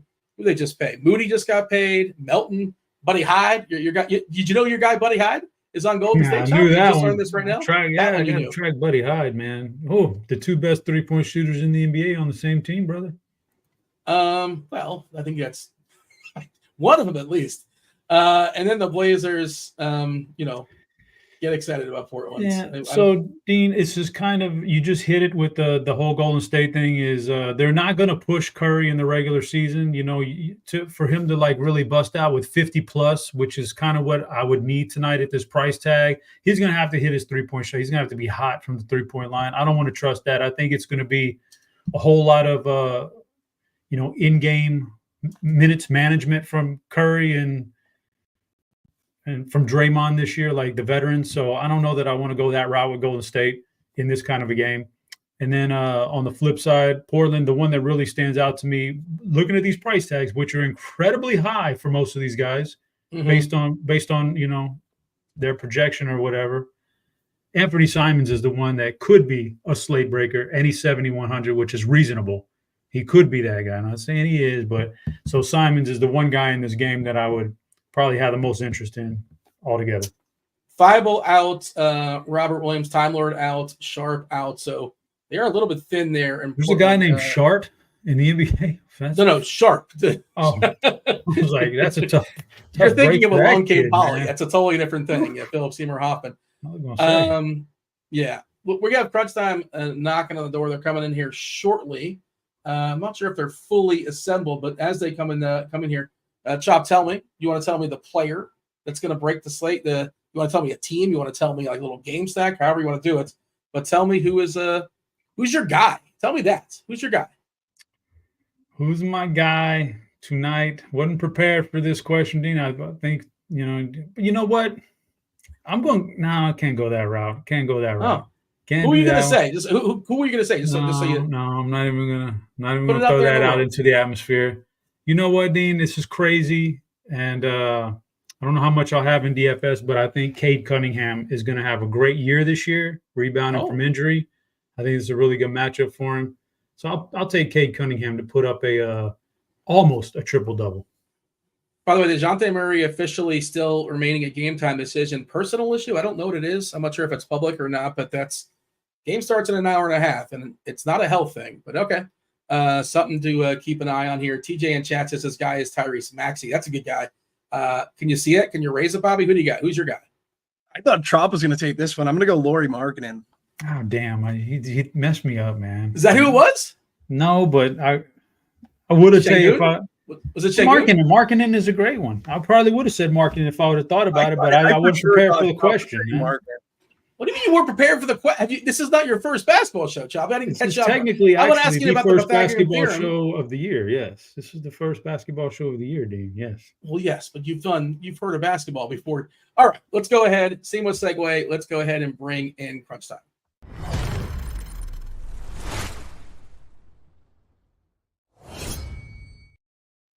Ten-game slate. It is overwhelming. Neil, Squirrel, Roth. Always, your demeanor is always always a little more excited for the basketball shows and the baseball shows. I'm sure. Oh, it's glorious. I don't have to really work. There's no rainouts, and I get to enjoy a good sport. I'm so stoked. Lineups are so fun today.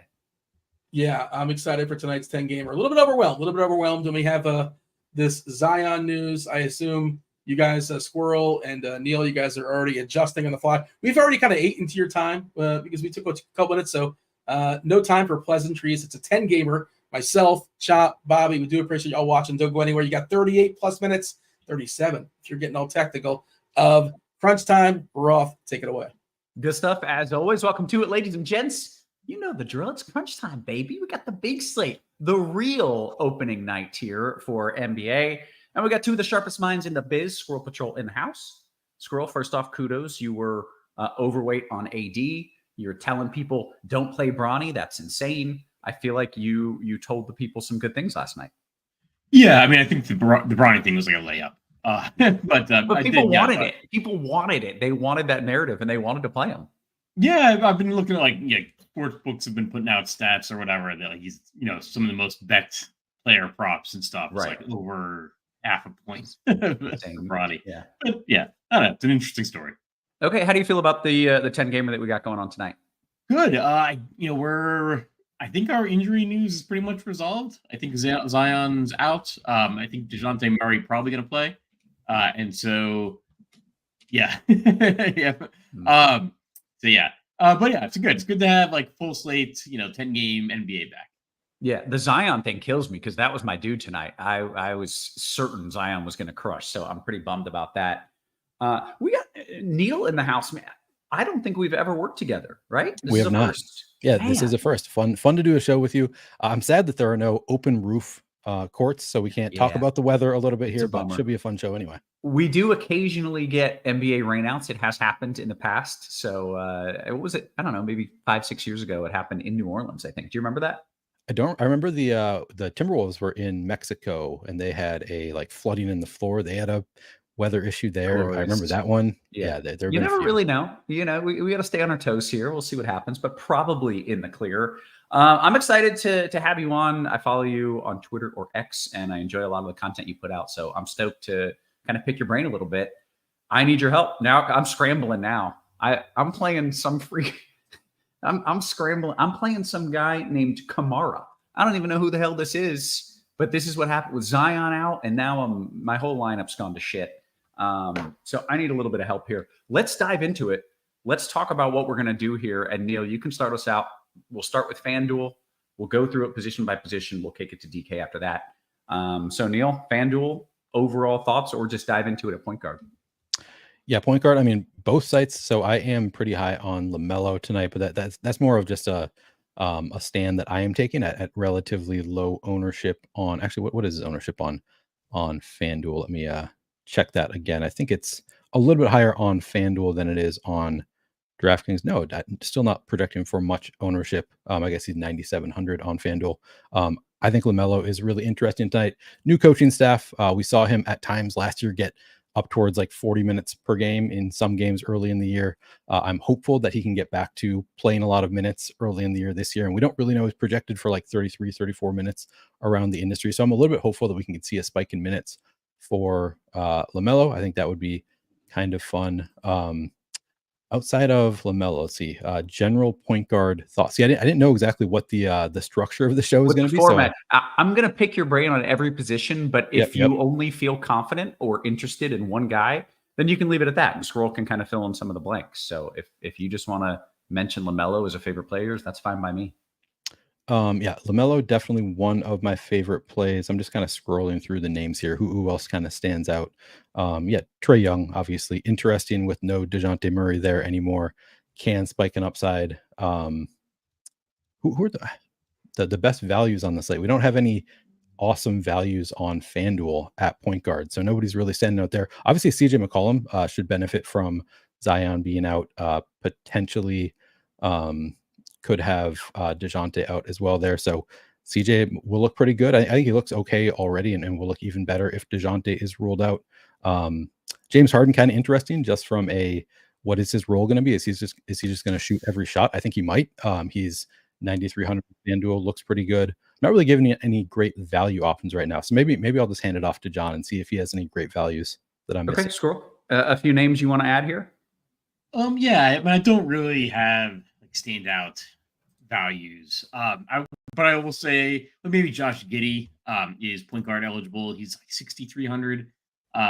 And Dyson Daniels at 4,200. I think if you're really trying to save some money at the position, point guard like on FanDuel traditionally my least favorite position to try to save money unless you really get like a starter at 3,500 or whatever. Just like they can put up such like standout scores that I generally want to pay off. Like a lot of times I'll pay down sometimes a shooting guard, sometimes a small forward, maybe power forward. But I like just like spend up at the point guard. I like Emmanuel Quickly. I like James Harden, who Neil mentioned. DeJounte Murray and CJ McCollum are both point guard eligible, so I think they'll get a bump. I'm guessing DeJounte plays. I think it was a personal issue, but he made shoot around. I think they said he's like on track to play or something like that. From the first game, I don't mind like a Tyrese Halliburton and or Cade Cunningham mix. If you want to say that game goes over, I think it has the highest point total of the night. And then I like John Morant as a spend up on FanDuel because they're playing Utah. Utah was terrible defensively last year, and he might be a little bit like out of sight, out of mind. And he doesn't project fantastically, but he projects well enough that he can get there with a good game. Sure. Okay, take me to shooting guard. Shooting guard on FanDuel. We got a Norman Powell issue. It's a FanDuel only thing. He's 5,100. That's a little bit too cheap. There's no Kawhi. There's no Paul George there anymore. Paul George is missing games in Philly now.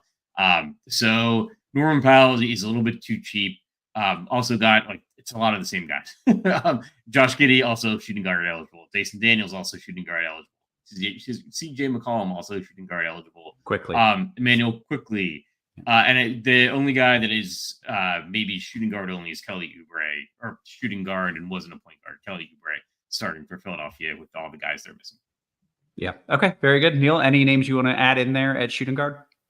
I don't know if John mentioned Josh Giddey. He was also eligible at point guard, and I missed that. Yeah, looks like a really strong point per dollar play, 6,300 on FanDuel. I think he's very much in play. Norm Powell looking good tonight. Gary Trent, projected for around 30 minutes at only 4,500, should get plenty of open looks with Lillard and Antetokounmpo there. So I like some Gary Trent. We already talked about CJ McCollum. Nobody else really. Jaden Ivey looks pretty good, point per dollar in the first game of the night. So if you want to play somebody from that game, I think Jaden Ivey is a good bet there.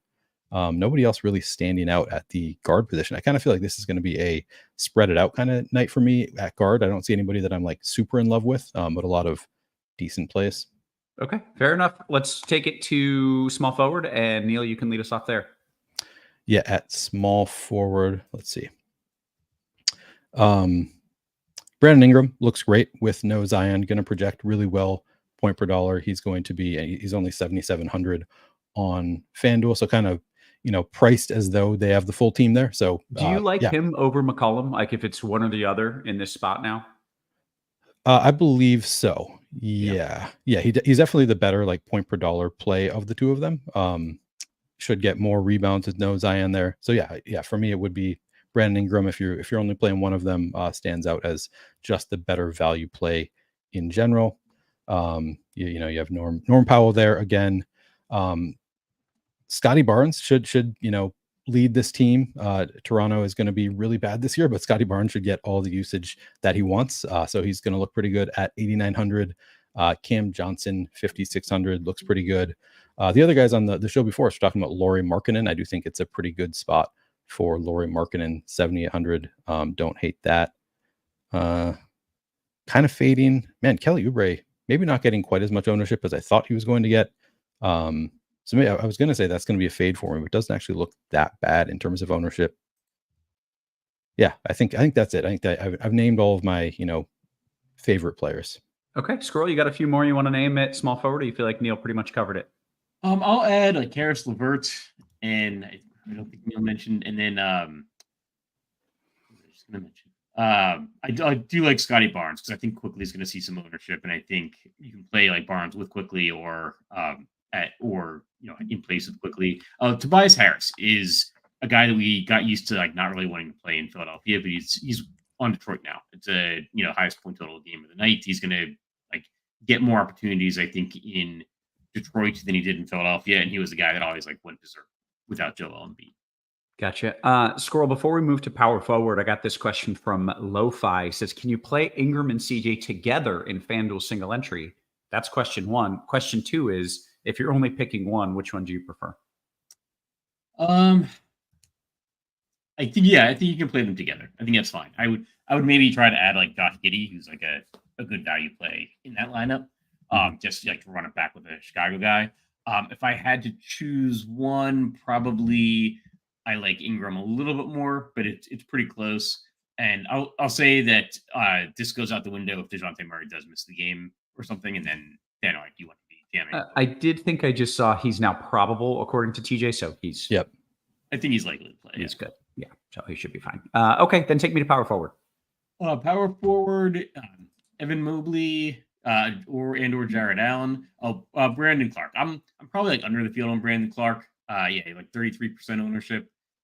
That seems like about right. It's going to be a little bit volatile coming off the bench. Pascal Siakam is underpriced at 7,700. And then KJ Martin. If you were like, this is a place you can go to a value play. He's only 3,800 and he's in the starting lineup. Neil, any names you want to add there at power forward? Yeah, I mean, Brandon Clark is obviously a cash game play. I think you can play him in tournaments as well, but he is getting a fair amount of ownership, as John said. Cam Johnson, 5,600 looks pretty good. We already talked about Scotty Barnes, Ingram, both of the Cleveland, both Jared Allen and Evan Mobley eligible at power forward, and they're 7,400, 7,700. If Toronto can keep the game close, it's a really nice spot for both of them, but that is kind of a big if. I'm not super confident that Toronto is going to keep the game close, but they're priced well enough that they're still very much in consideration for me.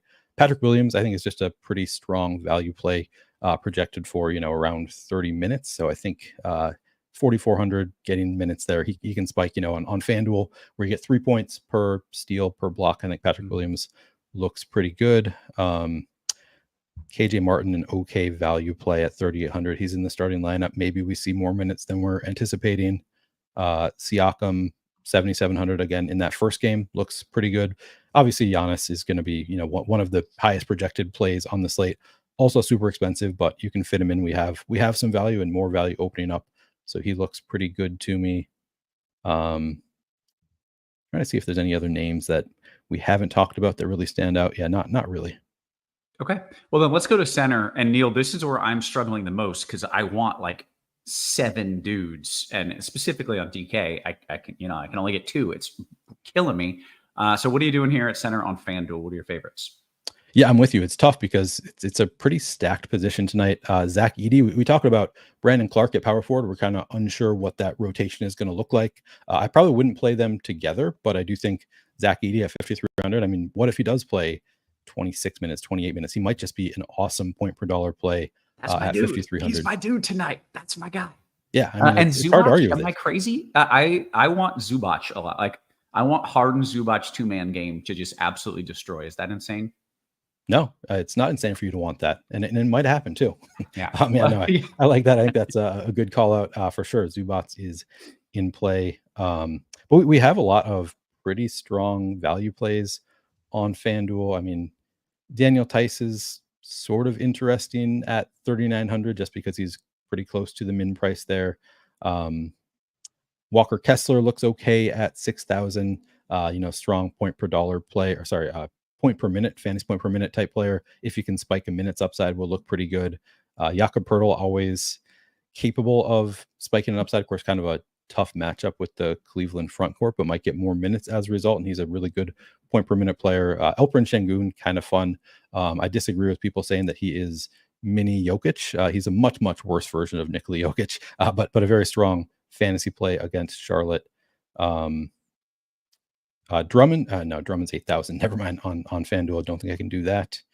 Maybe you can. Maybe he's playable at 8,000, just because we know Drummond is capable of like a 20-20 game. So maybe, borderline playable even at 8,000. Tough with all the value we have here, but arguably playable. Yeah, I think those are my favorites. Okay. Squirrel, center, are you just saving money? Is that the game plan here? I really do like Zach Edey, and I think he's a FanDuel only play. Maybe not FanDuel only, but he's much better on FanDuel. He's better priced on FanDuel, and he by a lot, and he should score better on FanDuel with all the block shots. Yeah, I mean, and then some Brandon Clark. I do think if you want a value play, Daniel Tice is now relevant at 3,900. Alperen Şengün, I'm not getting a lot of him, but if you want to spend up at center, I think he's probably the best option, and then maybe Miles Turner. Okay. Do you get a question about cash? Like, is Edey a cash play? Yes. Yeah. Okay. Interesting. Okay, guys, really we still have 20-ish minutes here until lock, so I do want to kick things over, talk some DK, but first, we all know that DFS is all about value, right? That's how you win here. Now is the busiest time in the sports calendar. It is the perfect time to sign up for RG Combo. This is where you get your value here for a limited time. Get your first month of combo access for just $79.99.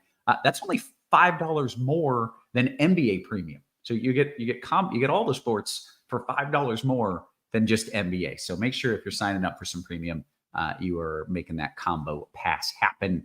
Let's flip it. Talk DK. I mentioned I need some help. I got some dude, I don't even know who the hell he is in my lineups. So Squirrel, start me off here at point guard, and we'll rock through DK, and then we'll answer some questions. Sure. I think you've got like Tumani Kamara or something. I don't know. That sounds right. I don't know if I'd go there. I didn't want it. It just happened after the news. Anywho, so DK, there are some like differences in pricing. I think LaMelo Ball is much better on DK than on FanDuel. And also like Fred VanVleet, I think in the same game is a little bit better priced on DraftKings than FanDuel.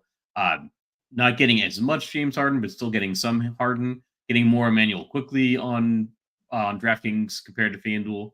CJ McCollum and DeJounte Murray definitely in play now. And then Steph Curry a little bit more on. Well, I'm getting him on both FanDuel and DraftKings, but he gets that extra half point bonus on DraftKings. Yeah. And good timing. Jim just said you guys aren't mentioning Steph Curry. Well, there you are. You get the extra half point bonus if he hits 8-9 threes. It's we'll take it. And that might be what it takes, though. That's the problem. And I think Chop mentioned that earlier, is that he's gotta get hot for it to count, but he's certainly capable. Neil, what are you doing at point? Yeah, I mean, McCollum 6,900 looks really good, even with DeJounte projected to be in at this point. McCollum, and he's probable, so he's probably playing. McCollum looks really good regardless. I don't know if I mentioned Emmanuel quickly on FanDuel. I think he's very much in play on FanDuel also, but like John said, just looks even that much better on DraftKings, where he's only 7,200. Also should have pretty awesome usage for Toronto. Not the best matchup with Cleveland, but not really concerned about it. LaMelo, I mentioned I liked him on FanDuel. I like him on DraftKings quite a bit as well. Just think that his usage could be awesome. My hot take of the day was that he's going to get a triple-double here on opening night. That's my hope for LaMelo, is that he gets the triple-double tonight. Harden, 9,200, looks pretty strong to me. Again, could have just awesome usage. I don't know if I think Curry's a good call out there. Just, the matchup with Portland, pretty good for Curry. No issue getting there. What do we think of DeJounte now? I'm curious to hear you guys' thoughts on DeJounte now that he is playing. Again, no Zion, maybe brings down the ownership a little bit because he was questionable at one point. What do you guys think about DeJounte? Squirrel? I like him. I like him a lot. Because I think the questionable thing might keep people a little bit off of him, especially in the first week of NBA. And now he's in a really good spot. So where are we ranking like DeJounte, Ingram, McCollum? I'd say probably Ingram, then McCollum, then DeJounte. Okay. Fair enough. I agree. Yep. Yeah. Okay. I think that brings us to shooting guard. Is that where we're at here, Neil? Yes, we can move on to shooting guard. Obviously, we still have DeJounte and CJ McCollum are both eligible at shooting guard. Also, Jaden Ivey looks pretty good at 6,000 on DraftKings. Strong enough play. Colin Sexton looks like a strong value play, 6,100. Yeah, I don't know. I think it's going to be, the New Orleans guys are going to be a big part of my portfolio once again. I don't know if there's any. Let me look at the top in terms of salary. If there are any like high price shooting guards that I like. Nobody really standing out as an awesome value. Desmond Bane can always get hot. Don't mind the matchup with Utah there, so I think he's sort of interesting. But nobody really standing out outside of those New Orleans guys. Oubre is in play. He's apparently not going to get as much ownership as I was thinking he would. Should have a big role for Philadelphia with Paul George and Joel Embiid out. So even though I think I mentioned him as my fade on the expert survey, I do think if he's not going to get a lot of ownership, I'll take some shots on. He's kind of a boom bust type player, so I might be willing to take some shots there on Kelly Oubre. But yeah, I think those are some of my main plays. Squirrel, you want to add a few names to that list? Wait, sorry, which positions? Small forward? We're still a shooting guard, and then you will take it into small forward if you don't have to add anything to shooting guard if you don't want. Let's see. So yeah, I think CJ McCollum, Colin Sexton, I think is somebody that's a lot better on DraftKings and on FanDuel. Getting a little bit of Jaden Ivey, getting a smidge of Norman Powell, even on DraftKings, even though he's like much better priced on FanDuel. And then DeJounte Murray as well. Okay, how about small forward?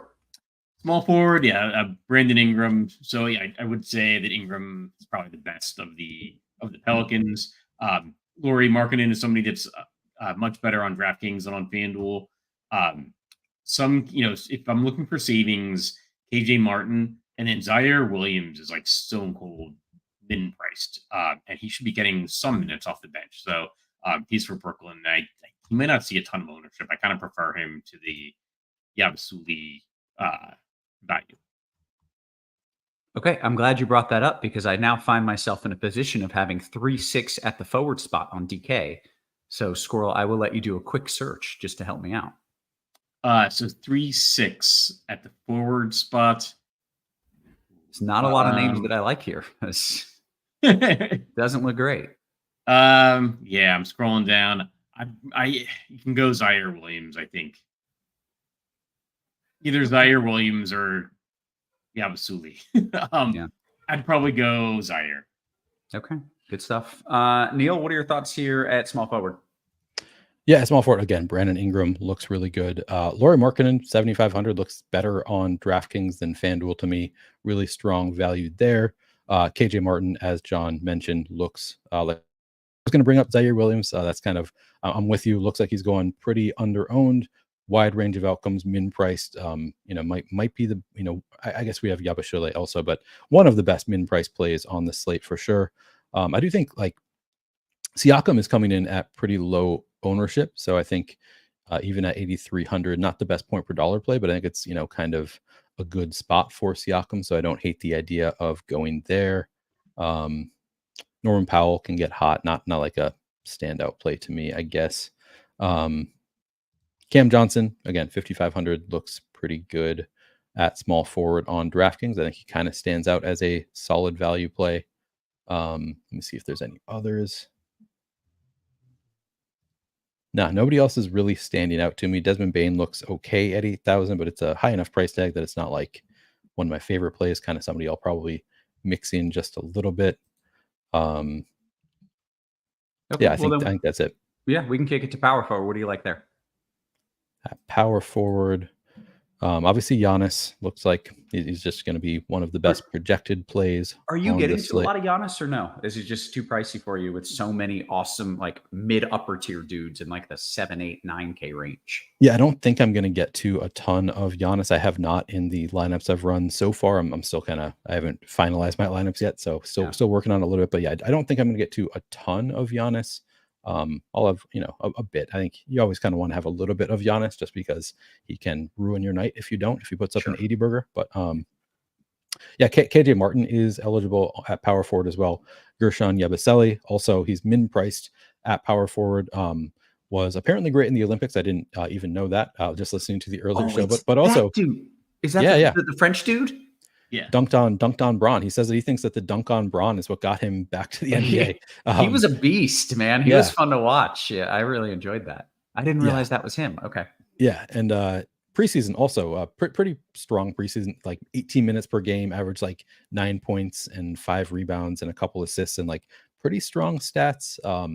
And I think he's probably going to get a similar number of minutes tonight, kind of in that 18 to 20 range. So I think he's going to project well enough. I haven't decided what I'm doing with Yabusele, just because I think that what's the projected ownership? 21%. I think that's okay. Yeah, I guess I'm okay with that. I'll probably try to match the field about there on Yabusele. Not like a low own play that I would really try to lean into it, because I do think it's not massive ceiling there. Because I think the cap on minutes. Yeah, and that's the problem with these. You're playing these 3K dudes on a full slate. There's going to be someone who's 4 to 5K who absolutely smashes, and the guy who's only getting 19 minutes can't smash in his 3K price tag. Yeah, it's a big ask for. I mean, there are players who can at 19 minutes, but I don't think Yabusele is necessarily one of them. I don't think it's going to be it's not a full fade for him, but I think he's a strong point per dollar play. I will have some, and you can hope that he does spike an upside in terms of minutes. Maybe he plays 22, in which case he'd be a great play. But yeah, it feels like the upside is pretty capped there. So yeah, we're on the same page there. It's not a play that I'm in love with. Just kind of it's a strong point per dollar play. If you have 3,100, or sorry, if you need min price at a forward probably not at center, but at power forward, then I think he is somebody you could consider there. We talked about Markkanen already at small forward, but it looks great at power forward also. Paolo looks pretty strong. He is 8,500 on DraftKings, power forward only. So I think Paolo Banchero kind of stands out as a, maybe the best play in that game. I don't think I'm going to play a ton of that Orlando-Miami game, just not in a game environment I really want to attack. But I think Paolo Banchero looks decent at relatively low ownership. Tobias Harris, we talked about him on FanDuel, but should have a totally new role here. And I think people are down on Tobias Harris after his time in Philly just was not very good while there. But this is a whole new role. We've seen Tobias in the past has been good when he gets a real role. So I do think Tobias Harris is a pretty strong play here on DraftKings at 6,400. I don't know who else. Nobody immediately jumping off the page at me other than the players we've talked about. Okay. So throw it back to John. That works. Squirrel, any other names that you want to add in there at power forward? And if not, you can take me right to center. Yeah, I think it's a lot of the same guys. Maybe Cameron Johnson is somebody I don't think Neil mentioned. Santi Aldama would be some leverage off of the Brandon Clark. Scotty Barnes, smidge of Jeremy Grant. Okay, let's go to center. Already I'm getting more questions like, what are your thoughts on Tice? Another dude who I think we mentioned, but is only center eligible. And there's a lot of center only eligible dudes that I want, Squirrel. Yeah, I'd maybe go not with Tice. I think I'd want to go like Nick Richards is only 4,000, so that's a big difference from FanDuel. And then, you've got the Brandon Clark value. If you really want value, you've got the Absuli guy. And then Andre Drummond is better priced on DraftKings than on FanDuel as well. So I'm not really getting to a ton of Daniel Tice. Yeah. Any other names you want to add in? Or are you all of these are mostly value plays, I'd say. Yeah. Yeah, exactly. So that's pretty much my center pool. Yeah. Okay. Neil, any other names you want to add in at the center position? I don't remember exactly who. I know John mentioned Nick Richards. Yeah, stands out as just an awesome play at 4,000 on DraftKings. Brandon Clark looks great to me just because he's 3,700. We're projecting for nearly half of the field to play Brandon Clark. So it Nick, does kind of. I don't mean to cut you off here. Is double cheap punt center? Is that like the chalk build going like a Richards and Clark at center util? Is that the chalky thing? Yeah. Just looking at the ownership, it's Clark and Richards are both only center eligible, and they're both getting. Richards only projected for 25% ownership, so maybe not super chalky. But then you've also got like Trace Jackson Davis is there getting Actually, not that much owner. He's kind of interesting, but he's another lower priced center play. I think two centers certainly is going to be pretty popular tonight. I'm not sure if it's always going to be low priced centers. I don't know. What do you think, John? I think Richards and Clark is going to be the chalky build. So I'm definitely saving money. Too chalky for you, or are you okay with it? Just get different elsewhere. I think you can go with it and get different elsewhere. Just because it's like two pretty good pricings. So yeah. Okay. Yeah. Neil, any other names? I kind of cut you off there to ask that double center question. Yeah, no, good question. Brandon Clark. So what I was going to say about Brandon Clark is he is a strong play at 3,700, but at 48% ownership, I'm a little bit scared of it just because we don't know that center rotation as we talked about when we were talking about on FanDuel. Who knows if he's actually going to, I'm kind of thinking in my mind, have it as an even split, 24 minutes for Clark, 24 for Edey. It'll just be clean, but there's no guarantee that is the case. He might play 20 minutes and it wouldn't be all that shocking. Still, I guess a fine play at that point. I think 48% ownership is probably fine. Honestly, I don't know that I want to get away from it too much at 3,700 just because I think he has a pretty high floor and then obviously a really high ceiling with the volatility. I was going to try to poke holes in it, but honestly, I think I'm probably fine with 48%. Yabusele is also center eligible. I'd rather play him at power forward. Andre Drummond, 7,000 on DraftKings looks pretty strong to me. It is 8,000 on FanDuel. So a little bit of a price discount. Obviously, it is 50,000 salary instead of 60,000, but a little bit easier to stomach for me on DraftKings. I think with Andre Drummond, I like to play. Looks like a strong point per dollar play. Trace Jackson Davis, like I mentioned, should be getting some significant minutes here. What is the minutes projection? I'm not seeing it anyway. 24 minutes we're projecting for Trace Jackson Davis. Projects pretty well at just 4,900. I think he's very much in play.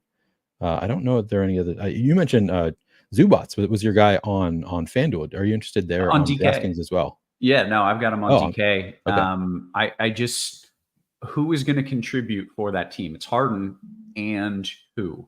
And I'm hoping it's Harden and Zubac, and there's kind of a two-man game that gets run. I don't know if that'll happen at all, but that's what I'm doing. I like it. Yeah. Okay. Hey, we've got 5 minutes until we hit the lock, so we want to get some questions answered, and we want to make sure you hit that thumbs up for us. The show's free, which is absolutely insane because it's great content from literally two of the sharpest minds in the biz. And all that we ask is you hit that thumbs up, you hit that subscribe button as well. Let's see if we got any QQs. I'm starting, as always, in the RotoGrinders Discord. Let's see. Are McCollum and Ingram in play even if Murray plays? We are expecting Murray to play, and we do think that, they're both still in play, right? Yeah, very much so, yeah. Yep. Okay. DKGPP, Neil, I need a forward 5,300 or less. Can you pull that up for us? Yes. Let me see. 5,300 or less. Santi Aldama looks okay. Let me see if I can find somebody better. Man, it is sort of a tough position at forward. Let me sort by salary. 5,300. Gary Trent, I think it's a lot tougher on DraftKings, so it's not my favorite play, but I think he has upside in a GPP to potentially pay it off at 1% ownership, but definitely a better play on FanDuel. DeAndre Hunter looks okay on DraftKings at 5,000. There are no actual $5,300 plays, so you're kind of leaving some salary on the table, which I don't love doing on a large NBA slate, but it's not that much. So I think at 5,000 or so, it would probably be either Gary Trent or DeAndre Hunter. Probably DeAndre Hunter. Okay, very good. Squirrel, I got a couple questions for you. I want to start with this one scrolling down from M. Rios. What are your thoughts on KPJ? I've heard a few people bring up his name, which is why I kind of jumped to that question. He's not somebody that I got to, but now that you mention it, he's somebody that could be underprojected simply because it's a new situation. I don't mind it. It's a little bit risky. He's not projected that well, but it's not the worst idea in the world. I like it. I wish maybe I'd gotten two more of them in my lineups, and I might do late swap to get him in. Interesting. Okay, very good. Let's see. Scroll right back to you from NBA DFS. He says, FanDuel Cash. You want Jared Allen, Quickly, and Edie, or Mobley, Curry, Clark? I'd go with the Edie one because I think it's a lot safer because he's starting than Brandon Clark. Great. Okay. Back to you, Neil, here. Jay Sam says, FanDuel single entry. Can you play Murray and Ingram together? We said yes on that earlier. You're on board with that? I'm on board. Yep. Next question from Crazy Neil says, DK Cash, Markkanen Harden, or Boncaro Curry? Who do you prefer? Markkanen Harden or Boncaro Curry? I think the first. Markkanen Harden. Very good. Got a couple more questions here, Squirrel, for you. Beaner says, FanDuel, GPP, and Cash. Any interest in Halliburton? Like, for a minute, this dude was putting up 50, 60 fantasy points every night, and then he just tanked towards the end of last season. Is he the dude who he was, or is he the dude who he was at the end of the year? No, I think I think he's like healthy. So he did get hurt. So I like Halliburton. I think he's somebody that is being a little bit overlooked. It's the high total game. So I think you can go there. Maybe I actually did mention you can pair him with Cade Cunningham or Jaden Ivey, or even Pascal Siakam on FanDuel. And hope that game takes off. Okay, very good. FanDuel Cash 2v2. Scroll right back to you here. Halliburton Mobley or Harden Siakam? I'd probably go Siakam. Sorry, Harden Siakam. Yeah, Harden Siakam. Yeah. Okay. Blink 182 with the most important question of the day because it's an important note. He says, coming from a Sixers fan, being that Roth's best friend Eric Gordon, which by the way, Eric Gordon is my best friend. I don't know if you knew that, Neil. It's no big deal. We're boys. We see each other every day. No big deal. He has limited abilities and he's 50 years old. Do we think Jared McCain will contribute a lot tonight?